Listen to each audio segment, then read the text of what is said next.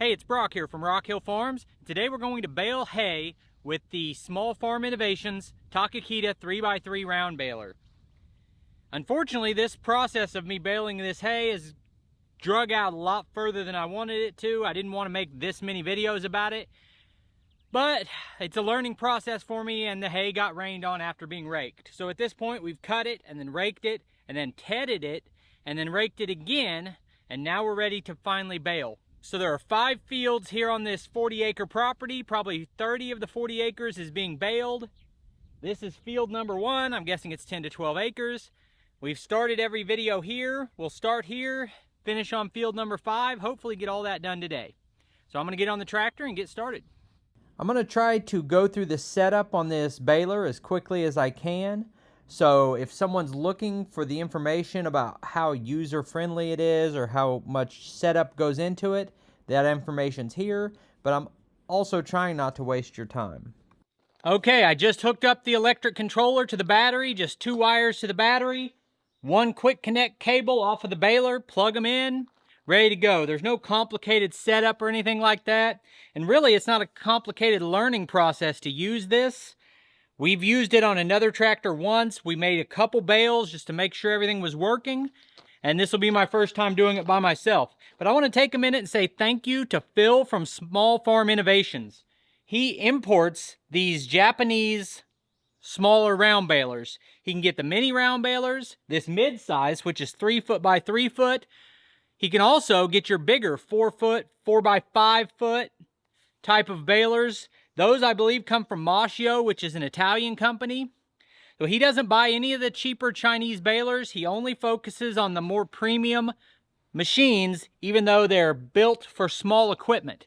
He's an importer, not just a dealer. And he's actually looking for more dealers because right now he's personally servicing a large part of the country with these.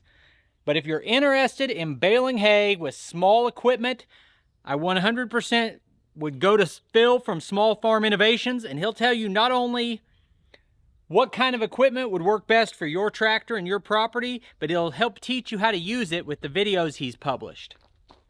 And I do want to disclose that he doesn't pay me. I don't get commission if you buy one of these. I don't gain anything else except that I get to use the baler for free for 1 year. I haven't paid for this. I don't own it. All right, so I'm going to take a camera in the cab and show you how the controls work as we make the first bale, and then after that, I'll just run the baler.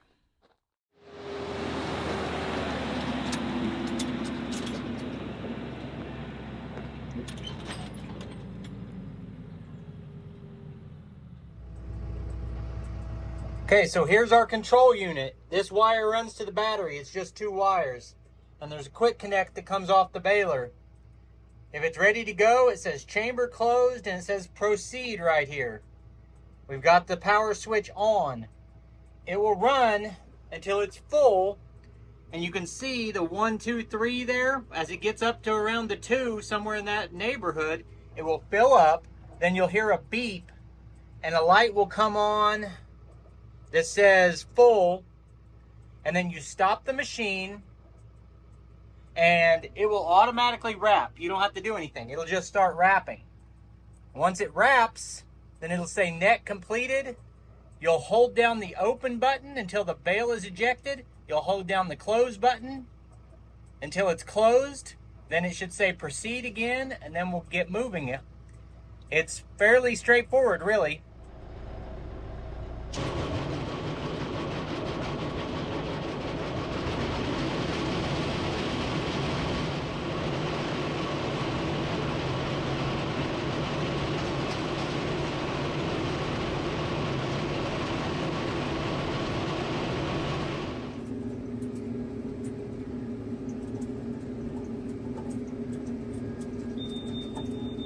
They always say that hindsight is 20/20, and as I watch what happens here, that roll of netting only turns for about 2 seconds, and then the light on the screen does not say net completed. I should have pushed the net button.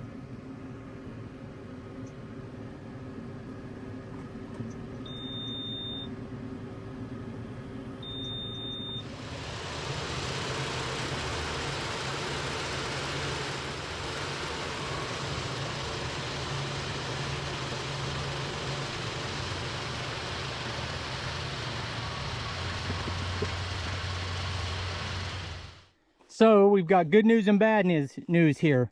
We rolled a bale, the controls worked, everything did what it's supposed to do, but it did not wrap the bale. Now, what do I believe the cause of that is? I believe that inside of here there wasn't enough of the netting hanging down for it to grab. Phil actually suggested to me that before I eject the bale, I come make sure that it's actually wrapped, and I didn't do that. If I'd listened to him, I would not have ejected a loose bale, but it is what it is. Now I think I just need to manually feed some more of the netting into the baler.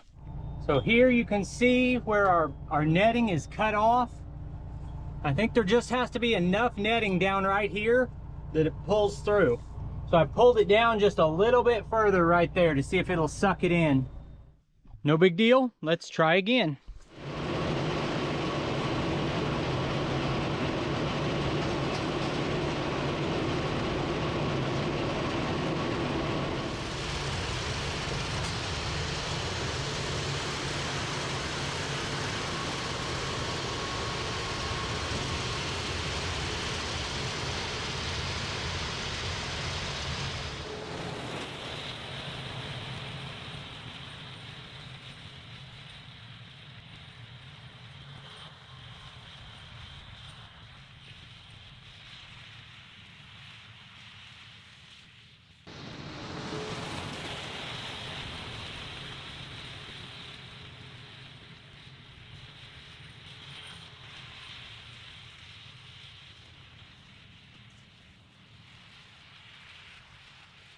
Okay, trying to film this slows me down, and I've got 30 acres to do, but I just want to shut the camera off for now, focus on getting this baled, and then once I've got a large percentage of it baled, I might put the drone up in the air when I'm feeling good about the day's progress, and then maybe record how this looks and how I've got the hay raked and everything like that. So I'm going to jump in here and just get to work for a few hours, and I'll be back. One of the questions I had was, will I be able to sell bales this size? I know there's a market for square bales. I know there's a market for full-size round bales, but I just don't know anyone else in my area that's selling this size of bale. But Phil is explaining to me that these bales can be really popular with people who have horses and maybe don't have a tractor to move a full-size round bale. These bales weigh 350 pounds. Which means if you don't have equipment for moving them, you can just roll them around your property by hand. It's easier than it sounds at that weight.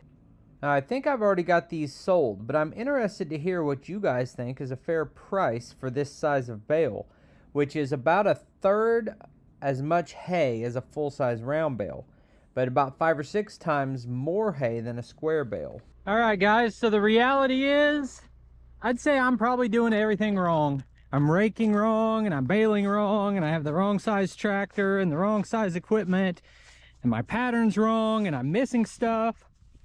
You're probably right. If you're watching this saying, man, this guy doesn't know what he's doing. Like, here's some hay I missed on the corners. You can see where I didn't get an even cut in some places.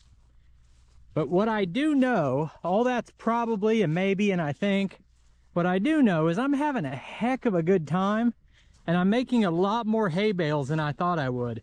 I tried to count these as I was driving back off the last pass, and I came up with maybe 65 to 70 bales off of this field. And I'm thinking I'm going to ask $20 a bale for these.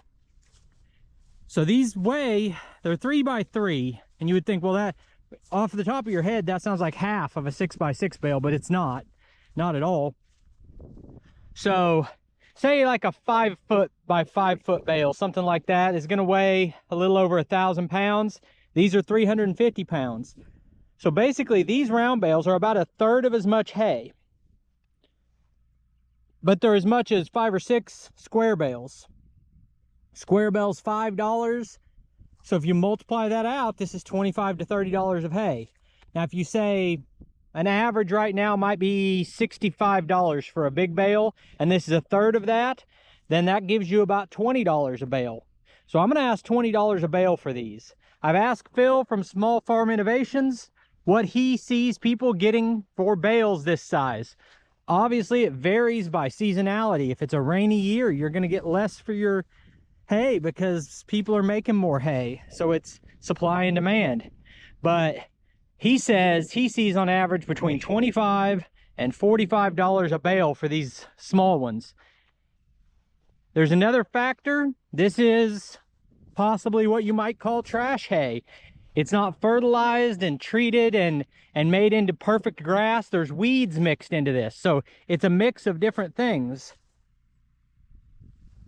And so if someone else fertilizes and does soil test and gets everything right, then maybe their hay bales are worth $30, $35 and mine are only worth $20. So I'm going to list these for $20 a bale. What do you think about the cut and the amount of hay left behind? I mean, I got most of it, but every time I see this, it drives me crazy, like I'm wasting the hay. I don't know. Tell me what you think.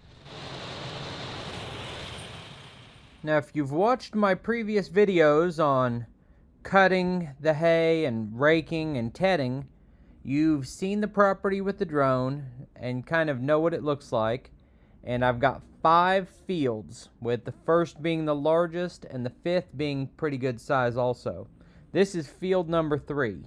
So let's play a guessing game. On the first 2 fields, I got a total of 92 bales.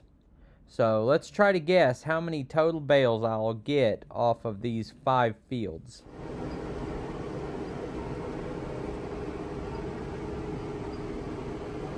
I thought I was going to get 80% of the baling done today, finish the last little bit tomorrow because we had a week of no rain. Now it's saying at midnight we have a 40% chance of rain from midnight to 4 a.m. It says possibility of thunderstorms. This is what every farmer is always dealing with. It's my first time dealing with it. And I don't want to go through the process of tedding this again and letting it dry again. I'm going to try to stay out here all night and finish. You guys should put a guess in the comments how many of these 3-foot by 3-foot round bales I get off of this 40-acre property, baling about 30 of it. Let me know what you think in the comments. I'll let you know the answer in my next hay video. I appreciate you taking time to watch this video. I'll put links on the screen to a couple more of our videos, and I'll see you next time.